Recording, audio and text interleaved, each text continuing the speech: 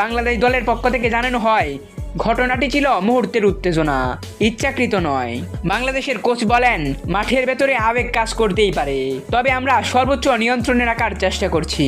অন্যদিকে লাল সবুজের সমর্থকেরা দাবি করেছেন রেফারি পুরো ঘটনাটি অন্যভাবে নিয়েছেন, আর আর্জেন্টাইন দলের খেলোয়াড়রাই আগে উস্কানি দিয়েছিল। পুরো ম্যাচে বাংলাদেশ দারুণ লড়াই করেছে, আর্জেন্টিনাকে সহজে কোনো সুযোগ দেয়নি। দর্শকদের জন্য ম্যাচটি ছিল রোমাঞ্চে ভরপুর। আপনি চাইলে এই ম্যাচের হাইলাইটস দেখতে পারবেন আমাদের এই চ্যানেলে।